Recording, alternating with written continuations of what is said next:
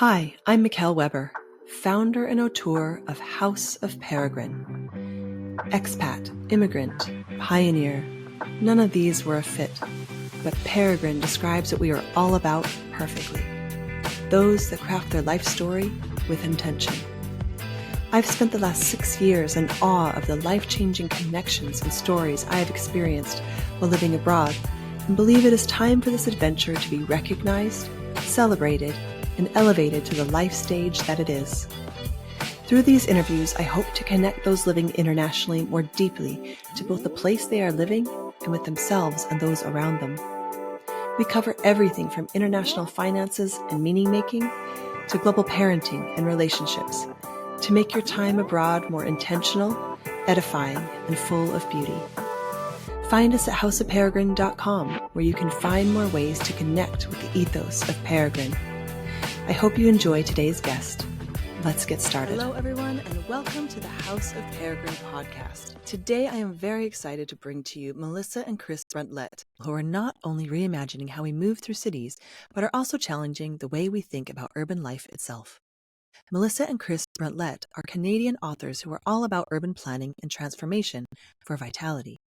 Their work, both individually and together, focuses on making cities more livable, sustainable, and ultimately more human. Through their writing, research, and advocacy, they help city planners, policymakers, and everyday people understand how thoughtful urban design, especially when it prioritizes walking, cycling, and public transit, can foster stronger, healthier, and even more connected communities. Welcome, Melissa and Chris. I'm so excited to have you on today. Please give us just a quick intro of who you are. I am actually a fan of your work for a very long time, so I'm really excited to bring you to our podcast.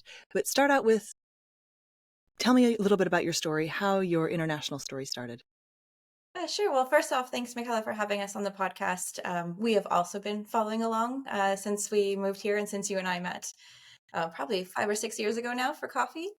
Yeah, so I'm Melissa. This is Chris, if that's not clear.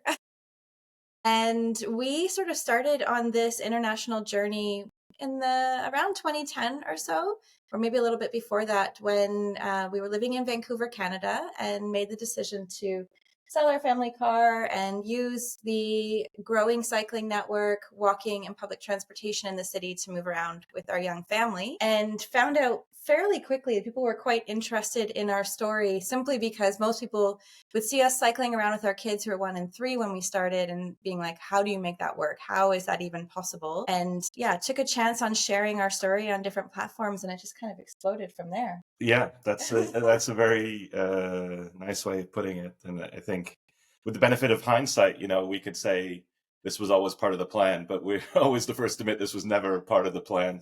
This was us following a passion and an idea of creating a better neighborhood and a better city, first in our hometown of Vancouver, and then elsewhere in Canada, and then elsewhere in North America, and then in cities around the world. With each opportunity that's come our way, we continue to pinch ourselves that our stage and our platform and our ability to have impact and influence continues to grow.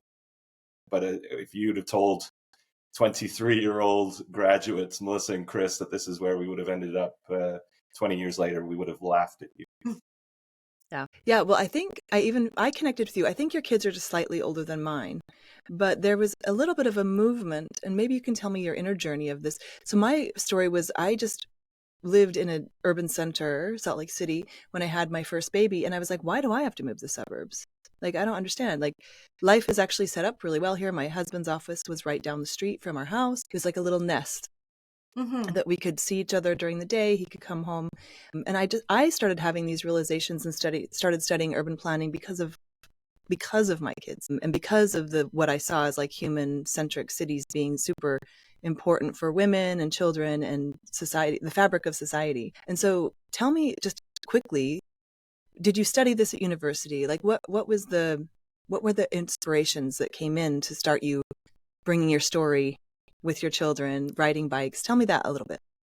Do you want to start? Well, again, I mean, I guess you could say some of the skills that we learned in university led us to this point, but really, in the grand scheme of things, not, because I studied architecture, Melissa fashion. I mean, the way I describe it is I initially thought I was interested in the design of buildings and realized very quickly after graduating that I was more interested in designing the space between the buildings. But for us, it was always just about living and traveling to places with vitality. And gave a presentation on this topic recently. We were asked to talk about this topic of vitality and looking back at our personal and professional journeys. This is the connecting tissue that has underlined a lot of our decisions about where to live or where to travel to. And ultimately, bringing us to the Netherlands and writing the books that we have is to share these stories of vitality and try to describe what that is and how it benefits the people of the city.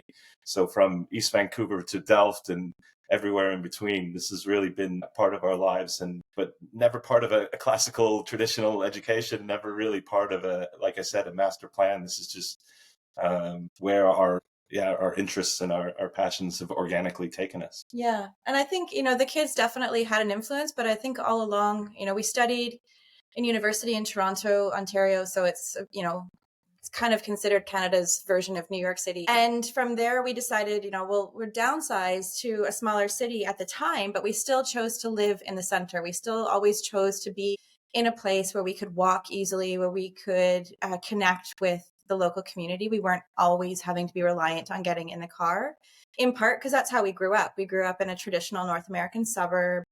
Counting down the days till we got our driver's license. Using public transport when we had to, but never really falling in love with it in the way that maybe we are now. And then, when we had our daughter, suddenly we started seeing the world a little bit differently, moving around with her, with a stroller or on a bike, with her in a bike trailer. And then again, when our son came along. And I think for us, it was, part of the reason that we started writing was to share this idea that people can live in centers. I mean, that's part of why we chose Vancouver and the neighborhood we did as well, because again, so walkable, so bikeable. We could get the kids to everything they needed without having to get in the car all the time.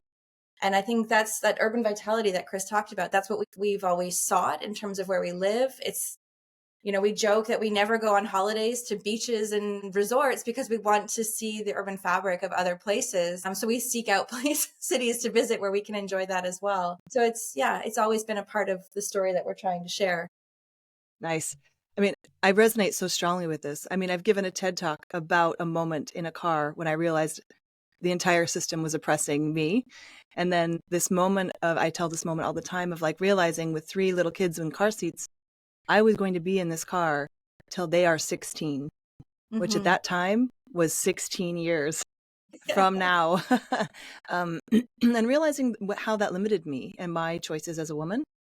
And not that I didn't want to be with them at their activities, but realizing just how, and I don't know if it's only for women, I think for men too, but as a woman, it made me realize in many ways, economically, mobility, the ability to work and to have my own creative pursuits, how it was limiting me to be in this car and spend this time in this car.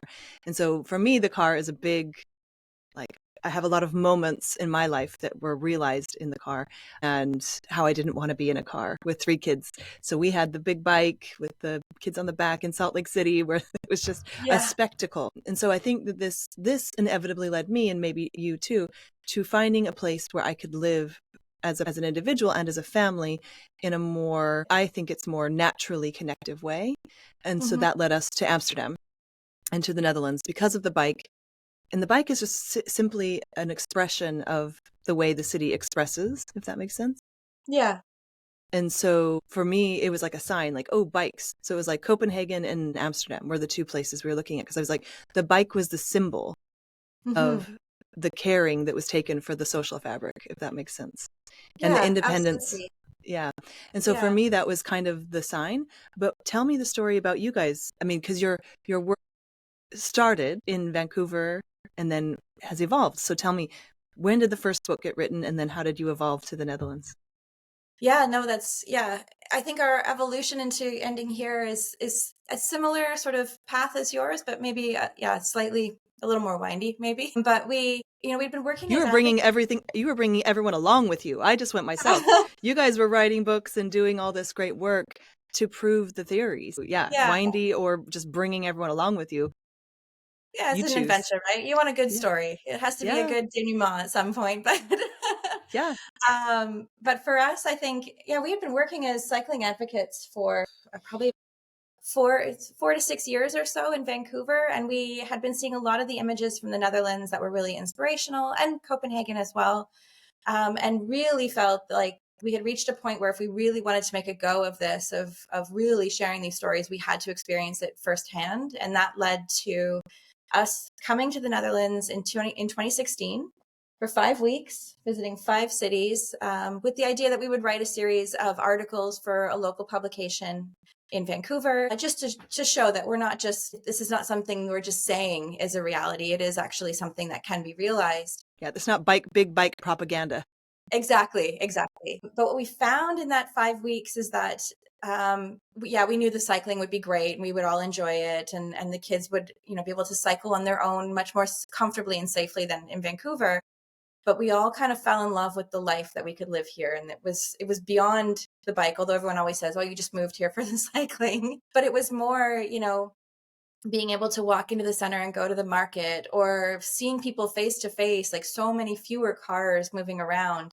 Giving the kids their first taste of freedom, which I think for us as parents, they were 6 and 8 at the time. Yeah. This light bulb moment where suddenly we let them walk to Vondelpark in Amsterdam from the apartment we were staying at, maybe 6 or 8 blocks away, and felt safe and capable that they would get there and back safely. Yeah. Whereas we'd never dream of doing that in Vancouver. And so again, it was much bigger than just the bike, but the quality of life that was offered in a place that just had fewer cars on the streets. Yeah. And then so from that, I said we were supposed to write 5 articles. Well, those articles, we wrote them and didn't feel like we scratched the surface on the story to tell. And that became basically the outline for the first book, Building the Cycling City, is, how did the Netherlands become cycling utopia? There it is. But also, with the help of our publisher, linking it to cities in North America that are doing it, because we always hear, and I'm sure, Michaela, you hear it as well. Yeah, but that's Amsterdam, or that's the Netherlands. Like, we can't do that in America. We can't do that in Canada. And we're like, well, we are doing it in our own way. And so that's how book number 1 came about. And then from that became basically our job interviews for the jobs that would bring us here in 2019. Chris for the Dutch Cycling Embassy, and then me for, at the time, Moby-Con, which is a local consultancy that also works in Canada and the States. So, yeah.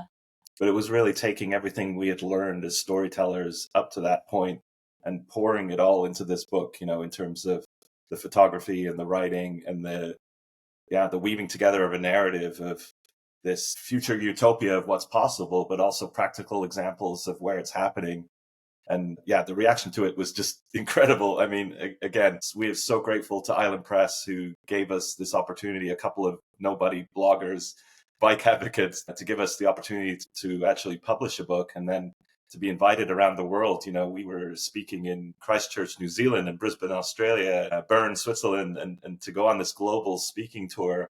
To tell the story of the Netherlands for it was quite surreal, and obviously led to these opportunities that we had working for organizations that were doing exactly that, promoting the Netherlands knowledge and experience and exporting the best practices and the ideas to other places around the world. So it was quite a seamless transition from a couple of bloggers turned authors into now what has been our day jobs for 6 years, where we're actually kind of in the trenches, if you will, working directly with cities and decision makers around the world to make their streets more inclusive and equitable and less car-centric.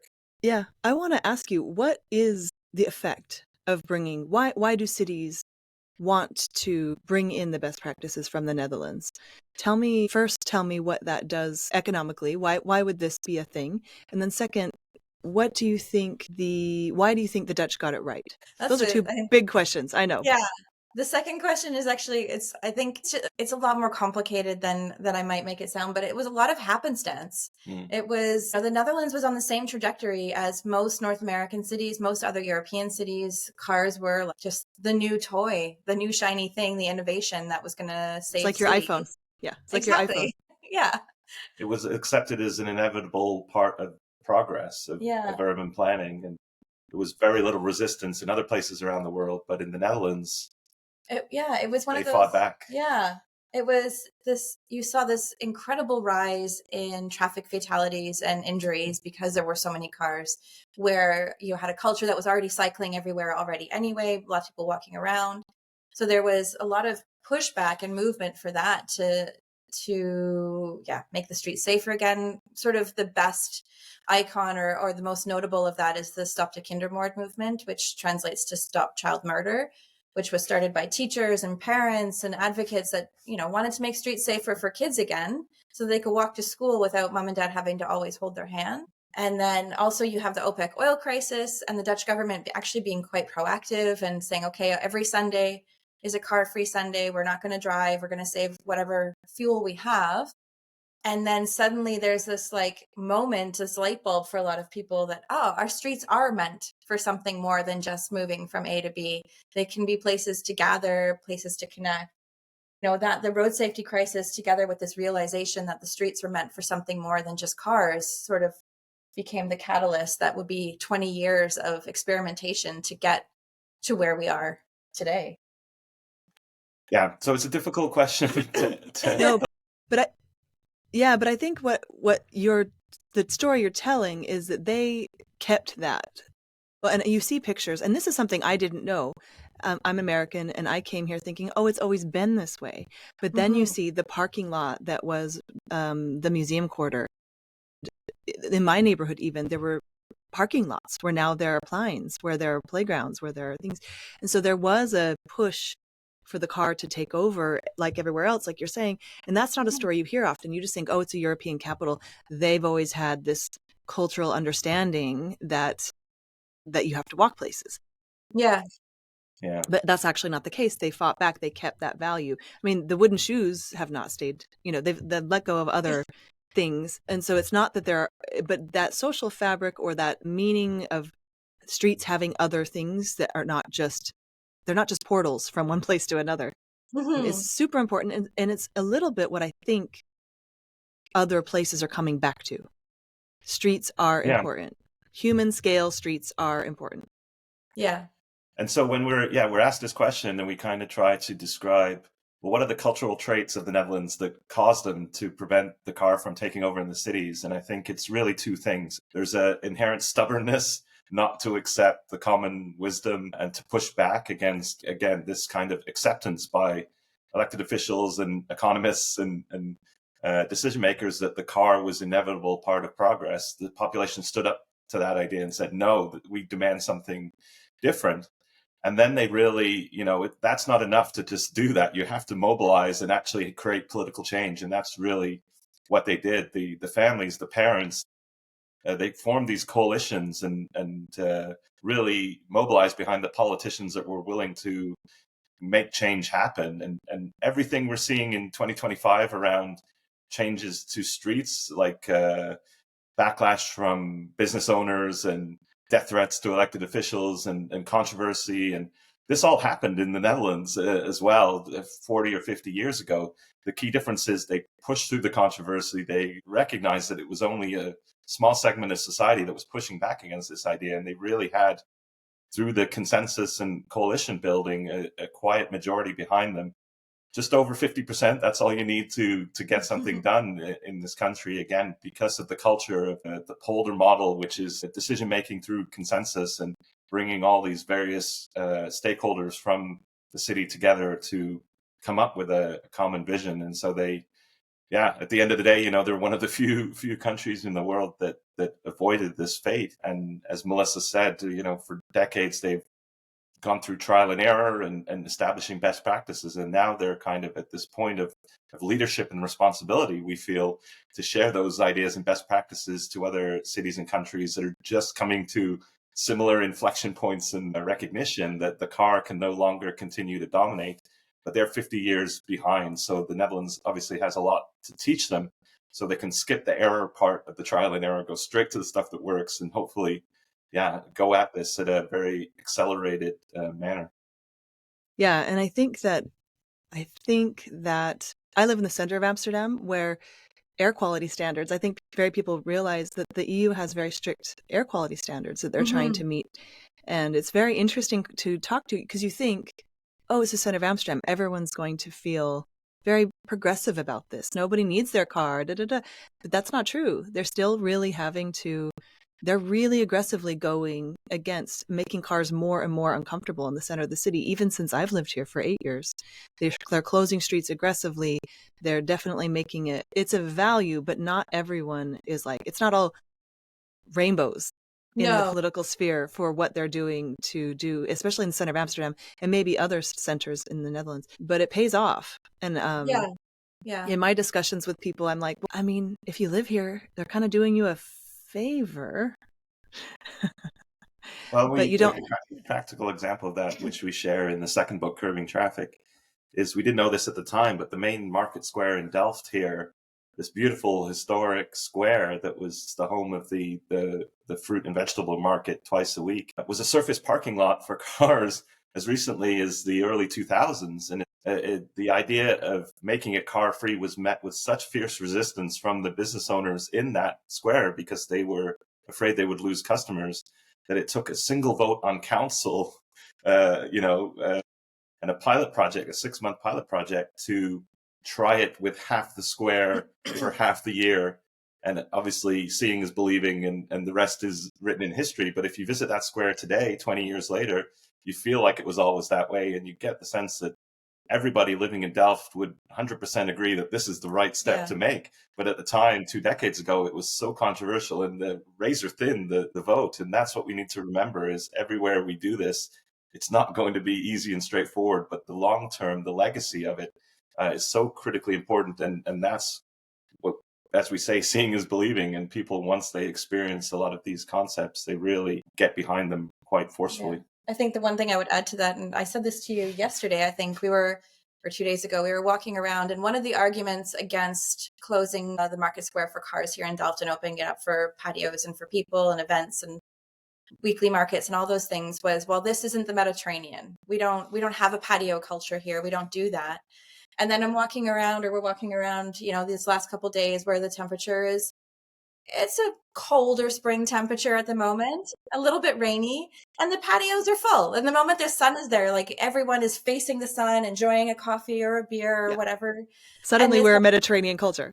Exactly. In Northern Europe, So clearly that was just an excuse, but it's interesting because now I'm like, I want to remind these people that this is what your fellow citizens were saying, 20 years ago, and now look at you. Yeah. Yeah. And it strikes me that it is very cultural, right? So cars are a very individualistic thing to do in a way, and to design around. And squares and human scale streets and cities are actually a more collective thing to do. And we know from the work of many people, my guiding light was a little bit Jane Jacobs, like going that direction. And actually that's the test for a city for me, is if a wheelchair or stroller can easily make it through or has access. And then if you can walk to say everything you need, if you have an injury, or if you are on your own, can the system help you instead of you having to do everything on your own, carry your groceries to your car, da, da, da. You're an army of one instead of a collective.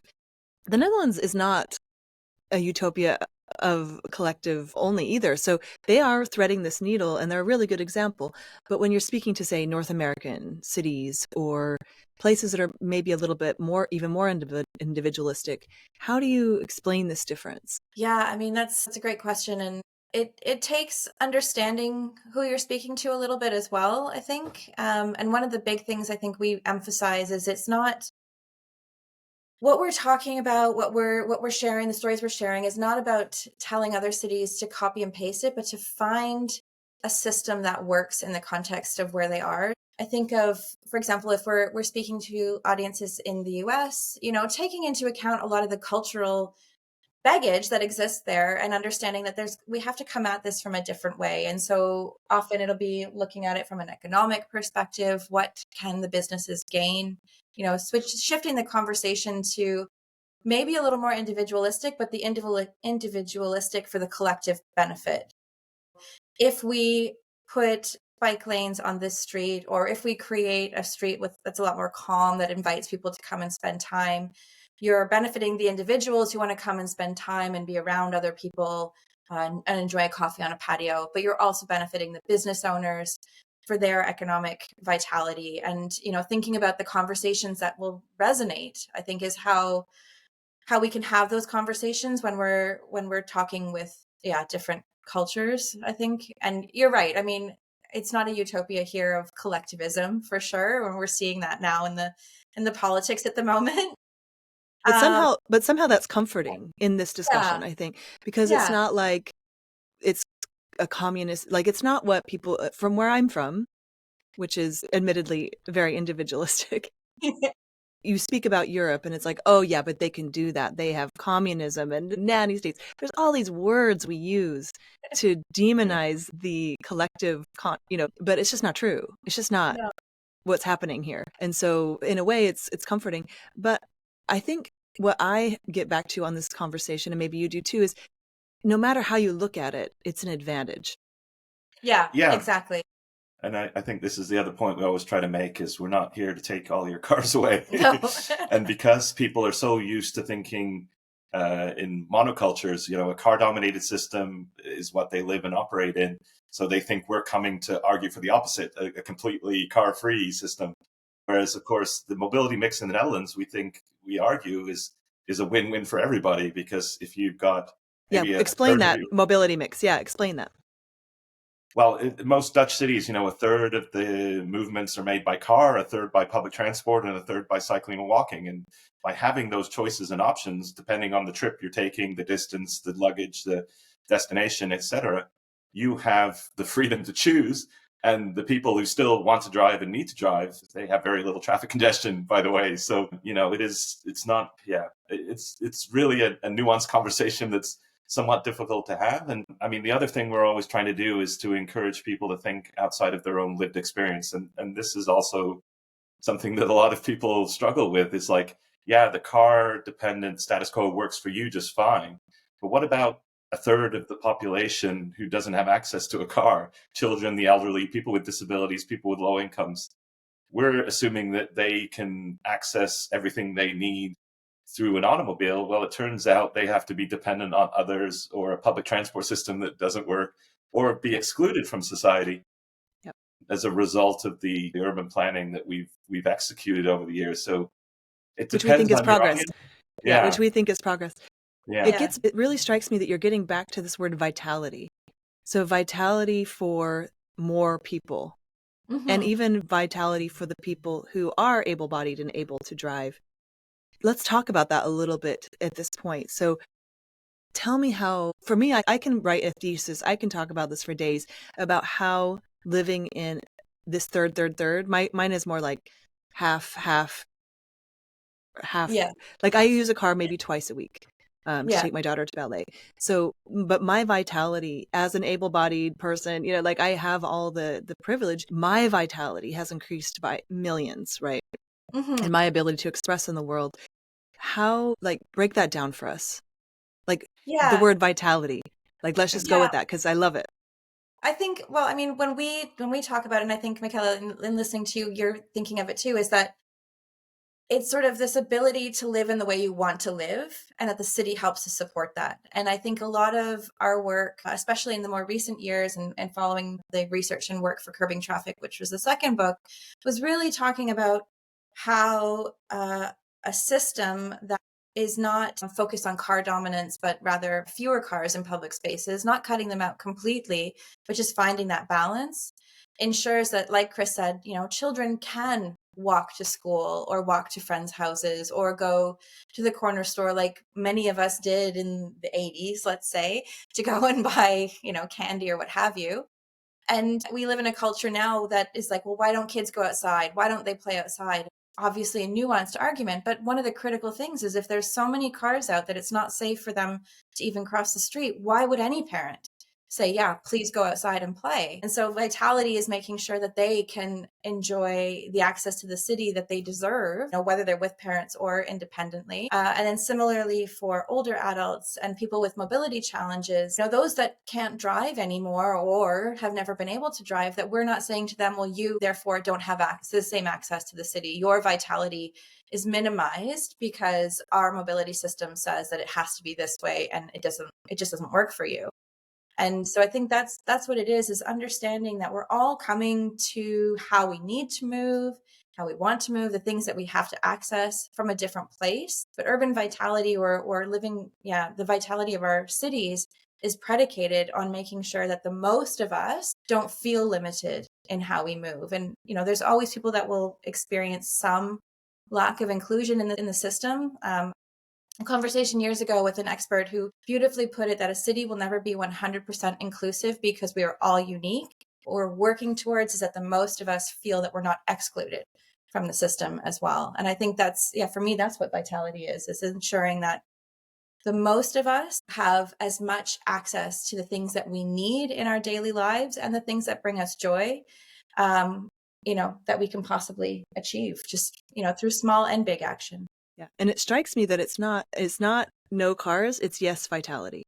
So if you design around a car, it affects everything. It affects the size of fridges. It affects people's health. It affects income possibilities for people who are providing care work to their families. Loneliness goes up. Exactly. And so it's not the car, it's the mentality that's behind building, the way we build and what ingredients we put into the pot, if you will. Yeah. And then there's some intangibles that we do miss that you can't actually design for, that are just natural human processes. Like you said, like a good example is my kids were able to walk out. They wanted to make a little bit of pocket money. They did this without me. They went out to the bars around our house and the little shops, and they said, hey, can we work for some money? And they always do. They give them a few coins to wipe off tables. I couldn't have purchased, planned. I couldn't have conceived of this idea, but it just happened naturally. The intangibles of the woman who lives across the street from me being able to have help from the neighbors because it's not an inconvenience to help her lift something. The sharing of the car that I use, the car share I use, it can't be done if your houses are far apart and the mentality is different. And so for me, it's not the car, but what designing around the car might lead to, if that makes sense. You're not fighting the car. No, never. And I think this was described beautifully for us when we were researching the latest book. We were talking to people in Paris about that city's more recent transformation. And they said, Paris is now turning back from this mindset that their streets are places for passing through into places that are for passing time.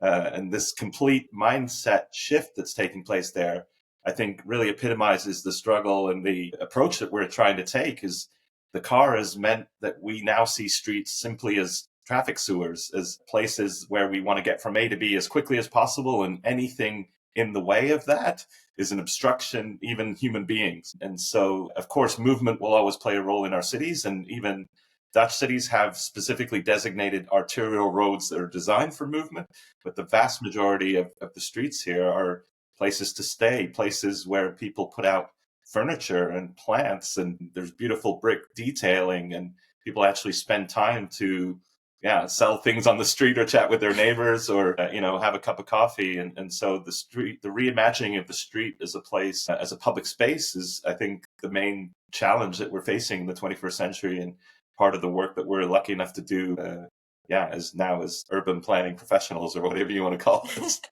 We're calling it urban planning and transformation. It's beautiful. So moving on to your next book, because you guys it's coming out later this year. And it's all about women-led cities. Is that right? Do I have that right? Yeah, absolutely.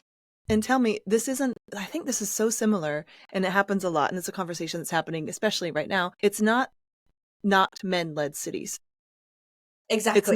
It's not we hate the car. It's not men-led cities, but there is a difference, and you are exploring it. And so tell me about that. Tell me what you're finding. Yeah, well, the idea for the book came about because I, for the last how many years? 3 years now, have been working with an organization funded by the German Development Bank called WomenMobilizeWomen, and they work a lot in terms of network building, capacity building, just information sharing, knowledge sharing, largely with women in emerging economies in the global south, but also in the global north in terms of showing how the transport sector should be for more women. And from that, I had the chance to meet a lot of wonderful people. At the same time, Chris and his work, he gets to travel all over and meet a lot of great leaders that are doing transformational things. And we started to see this recurring theme where a lot of the cities that were moving fast, that were getting things done, creating these great transformations were led by women. And so we sort of asked ourselves, is there a secret ingredient that women know about that's making this happen? And so that became the thesis, is like, what places can we visit and learn about how they've come, what they've done to achieve what they have. So looking at Paris, looking at Barcelona with the super blocks, looking back at Montreal in Canada, which is a city near and dear to us, looking to cities like Bogotá, Kampala, Manila. Yeah, and where women are helping to shift that. And I don't want to give away the story, but it's like you said, it's not men. The characteristics and the things that these women leaders have shown in terms of what they were able to do to achieve change, to achieve positive impact from the city leading level, but also from the advocacy level as well. They're characteristics that anyone can achieve. And often it comes down to leading with things like empathy, of, making sure we're having conversations and, coming back to what we talked about earlier, this polder model of building consensus. That's how we can achieve the changes that we want to see in our city that benefit the most people, that are not about removing all the cars on the streets, but rather making sure that all of us can, enjoy the spaces equally. And so that's sort of what we try to unpack, while also sharing the stories of transformation, whether that's developments of school streets or more open streets programs, or building advocacy to create a cycling network where one didn't exist before, to ensure that those people that can't afford to drive or spending hours in public transport to reach work have another choice. We hope it inspires people. We have some takeaways at the end of what we think some of those magical ingredients are. Again, I emphasize they're not female only traits, but yeah, we're quite excited to share it with the world and see, if it helps to spur more change. Yep. And so I want to bring that through. So these women are embodying these traits right now in different cities around the world, and you're finding the connections between them, right? And that's really beautiful. Also, look up my hometown, Erin Mendenhall, mayor of Salt Lake City. She's fighting the good fight in a very interesting place where the city wants to do things that the state will not.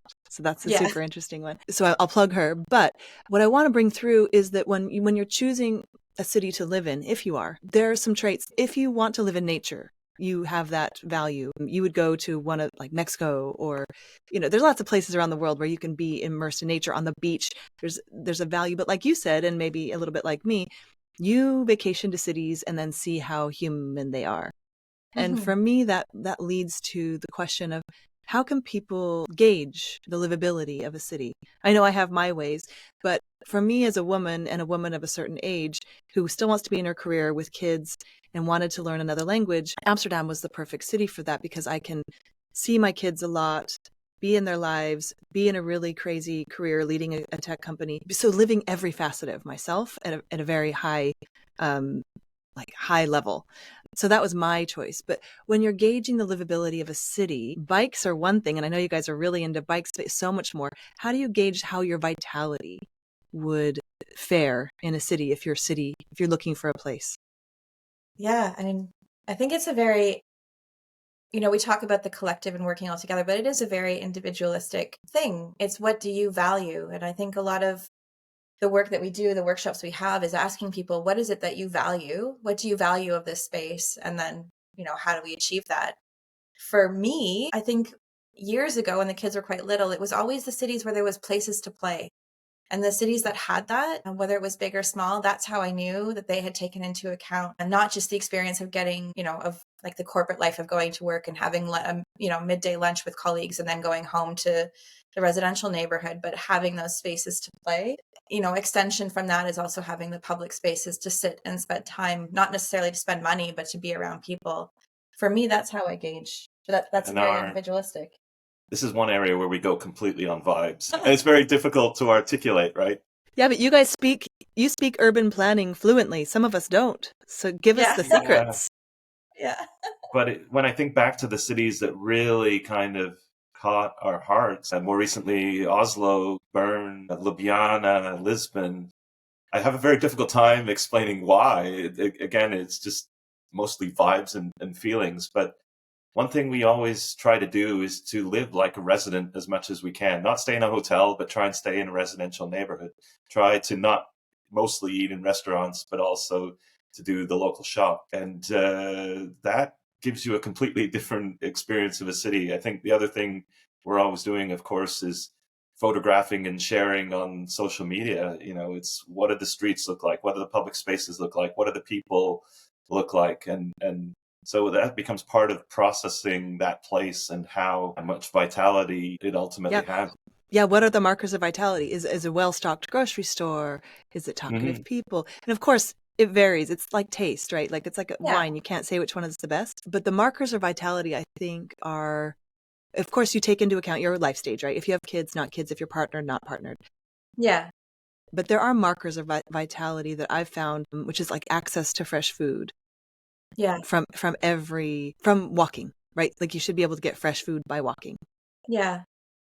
Like bikes. It's also, for us, it's, the access to nature. And it doesn't have to be a forest or climbing a mountain like it would have been for us in Vancouver. We were climbing a lot of mountains, but anyway.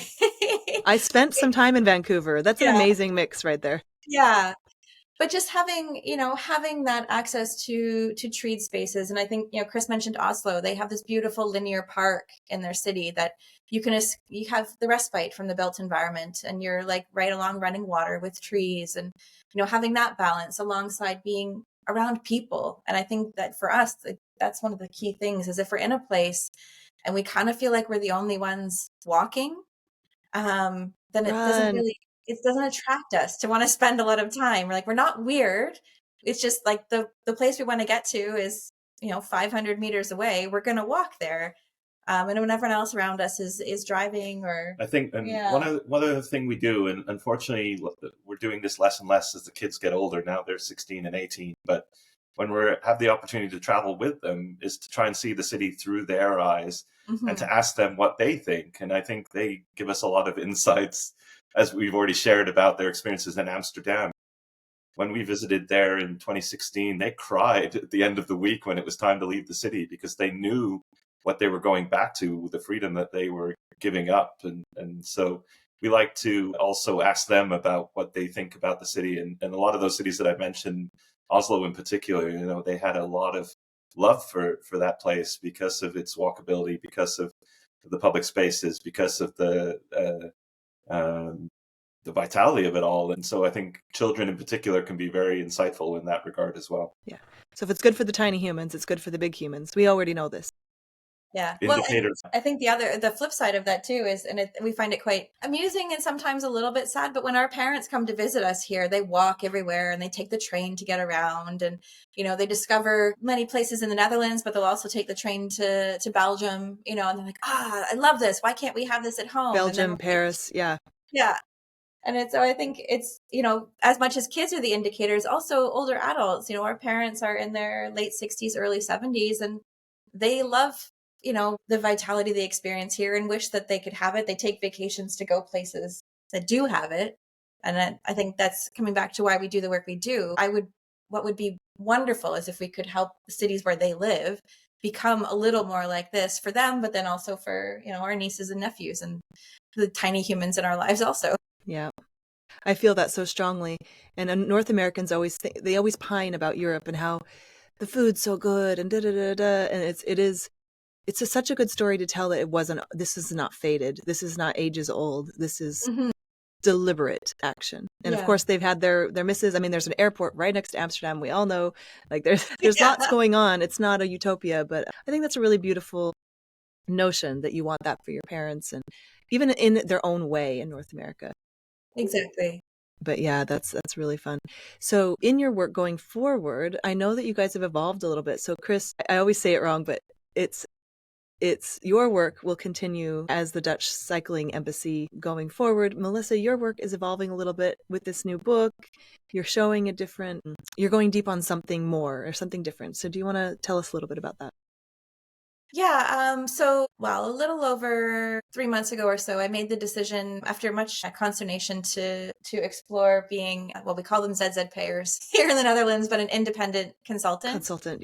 Yeah, working in this idea of mobility and vitality. So looking at it very much from how can I use my skills as a narrative builder, storyteller, as an advisor that's spent years, exploring mobility in its different facets all around the world. How can I help others to achieve more inclusive and equitable mobility? And I approach it very much from this idea of empathy that I mentioned earlier. Because I think where a lot of cities want to be, they have the ambitions to be wonderful, inclusive spaces for all different types of mobility, and they go forth and they design. They don't take into account maybe the reasons why people are moving the way they do, whether that's, the fact that they've got 4 kids and they have to get to 3 different schools and just cycling to all of them is not going to make sense. Or they have a service job where public transport doesn't serve them, and so they're going to drive. And I think understanding that why, and then coming at it from a place of, well, you could do better, but I actually understand how that might be limiting for you. Now let's work together to find a solution. I think the cities that do that see greater success. And so my hope is that as a consultant, I can help them achieve that and also help to inspire some behavior change along the way as they craft their narrative of why they're doing what they're doing. Yeah. And Chris, I have a feeling, because we spoke earlier and you guys are both so into each other's work. You're collaborators in high level and low level ways.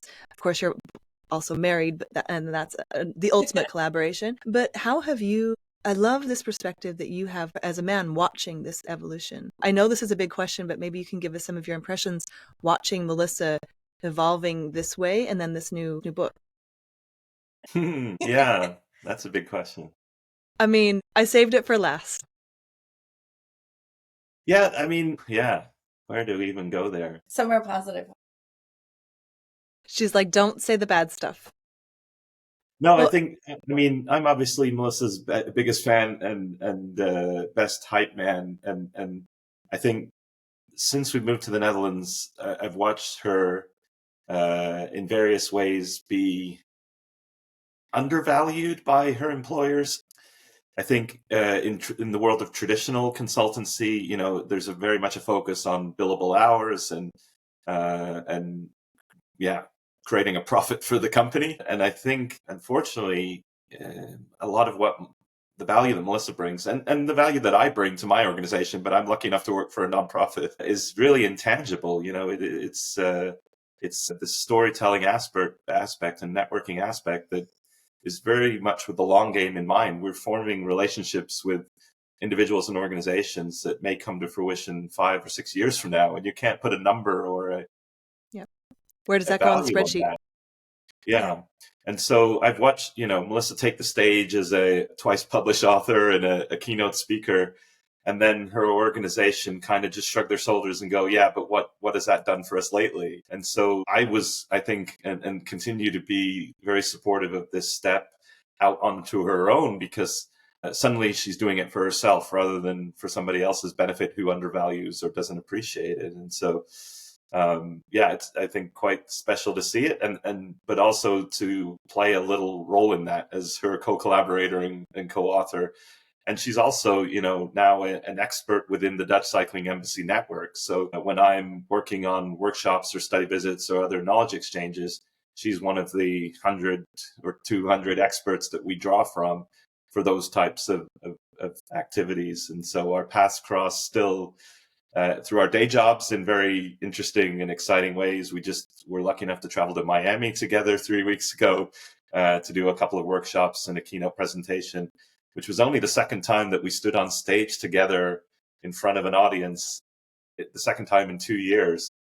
What started out, we did this all the time during the first book, has become less and less lately as our individual day jobs kind of don't diverge, but maybe run parallel to each other a little bit. So yeah, at the end of the day, I think we very much have the same mindset and the same skill set. I just really lucked out in terms of working for the Dutch Cycling Embassy, and that I don't have to count my billable hours and provide this economic return to my organization. And now I think Melissa can really focus on having an impact and, like I said, doing it for herself and has nobody to impress, but well, maybe me a little. Yeah.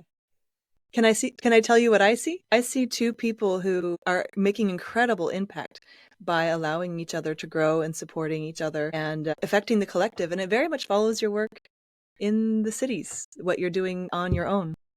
So this collective bend, this seeing the intangibles, these are all what informed your work, what that you do in your professional lives, but also a 20-year relationship where you're both growing and evolving and affecting the collective in such massive ways is the ultimate collaboration. And so I think it's really beautiful. And I don't know if I've nailed it, but that's what I see when I look at both of you and the work you're doing in the world and your relationship. That I don't know you very well, but I think I can glean.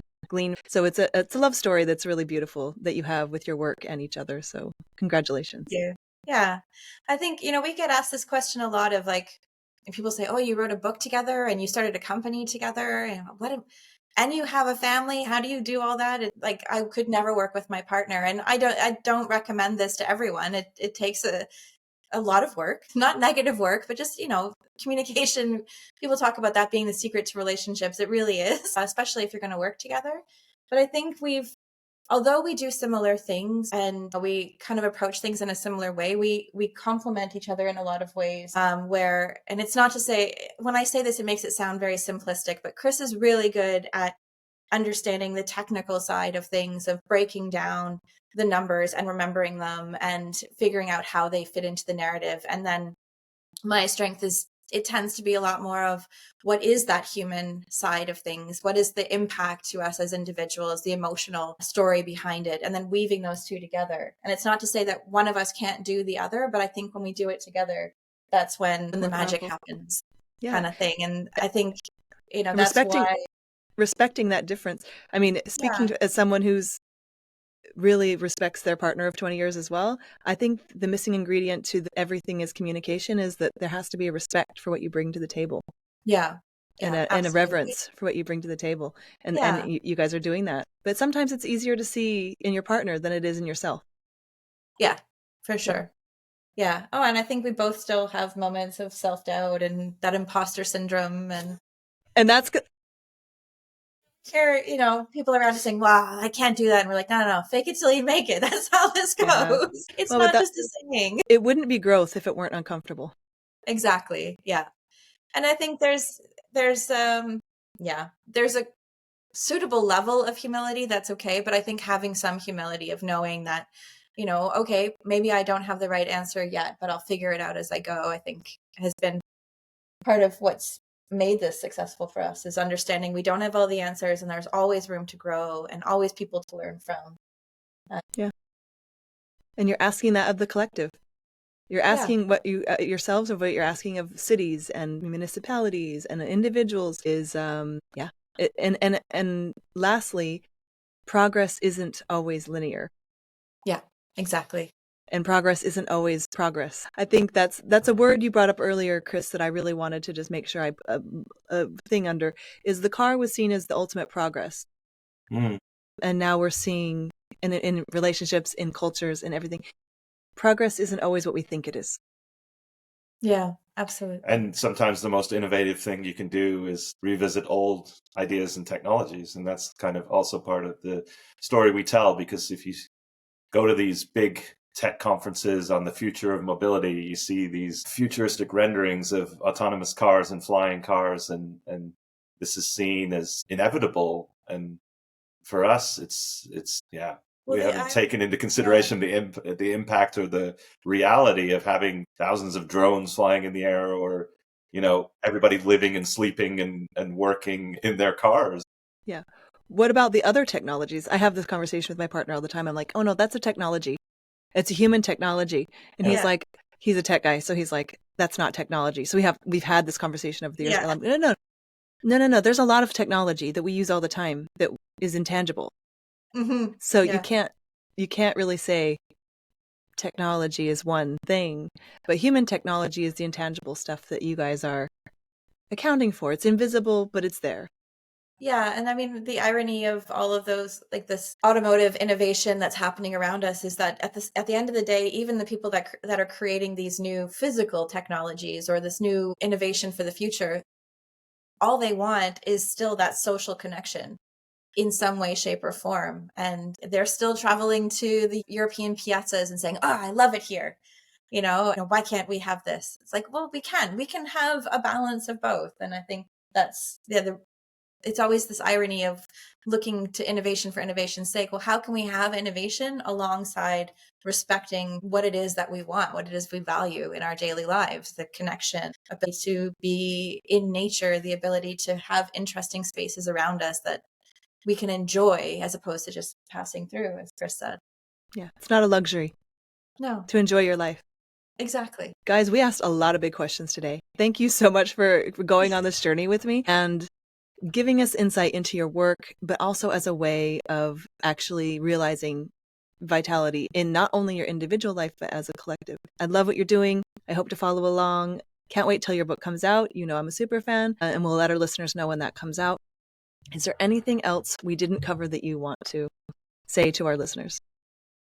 No, I just wanted to riff a little bit on what you just said, because vitality shouldn't be a luxury. And I think particularly in North America, we've built so few places that have vitality that they are seen as a luxury. They're seen as elitist and often when we go to a city and start talking about walking and cycling, it's like, yeah, but that's only for the privileged few that can afford to live in those types of neighborhoods.